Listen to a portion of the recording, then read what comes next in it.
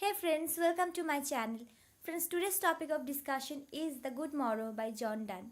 So today I'm gonna read the complete poem and then I will explain it line by line. So here we go. So now let's start reading the poem. The Good Morrow. I wonder by my troth what thou and I did till we loved were we not win till then, but sucked on country pleasures childishly, or snorted we in the seven sleepers' den. It was so, but these all pleasures fancies be. If ever any beauty I did see, which I desired and got, it was but a dream of thee. And now good morrow to our waking souls, which watch not one another out of fear. For love, all love of other things sets controls, and makes one little room and everywhere. Let sea discoverers to new worlds have gone. Let maps to other worlds on walls have shown. Let us possess one world, each hath one, and is one. My face in thine eyes, thine in mine appears, and true plain hearts do in the faces rest. And where can we find two better hemispheres, without sharp north, without declining west? Whatever dies was not mixed equally. If our two loves be one, or thou and I, loves alike, that none do slacken, none can die. So this is the poem. Now we have to know the theme of this metaphysical lyric. So The Good Morrow is a characteristic love poem by John Donne and it reveals his genius as a metaphysical poet. The theme of the poem is love and its depth and devotion. It celebrates the happy, contented love that has unity in diversity. The bond of love is sound enough to draw the two lovers and make them one. Their love is not simply devoted but also self-complacent and cares for nothing else. The true lovers are haunted neither with fear nor suspicion and remain proud of their single possession, that is, their love. Devoted, mutually trustful love, in fact, dominates and dictates all their pleasures and pursuits and is manifest in the spontaneity of their feeling. In fact, oneness in love is the mutual attachment. So, in a nutshell, the poet tries to celebrate his eternal love through this metaphysical lyric. Let us now move to our next topic, which is the explanation of the good morrow.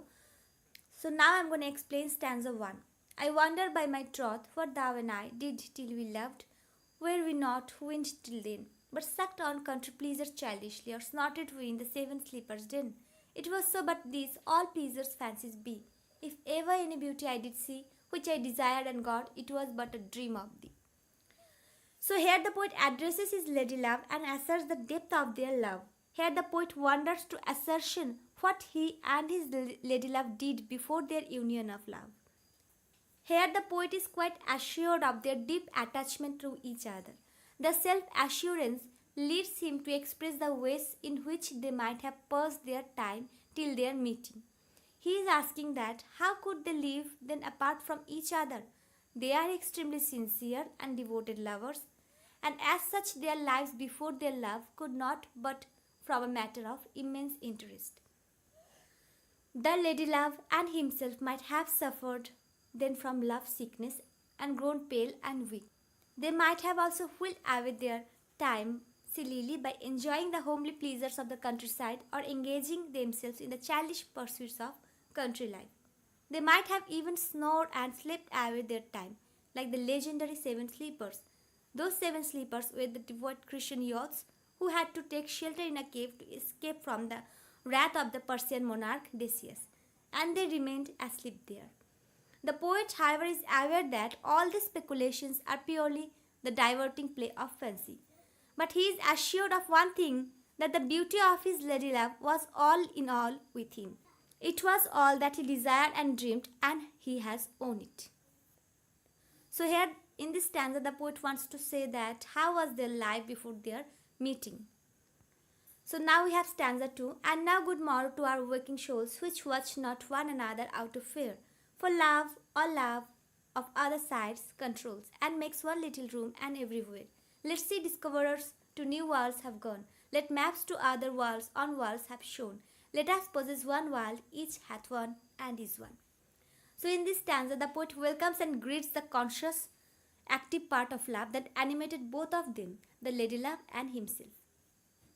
Their love is deep and above all meanness or malice. It entertains no thought of jealousy or suspicion, but it is self-complacent, all-pervasive. Their mutual love dominates and directs all their individual notions and inclinations and merges all their likes and dislikes in one single effect of exclusive devotion to each other. It turns their little room into the wide world for them. It contains and satisfies all that they wish, will, and win.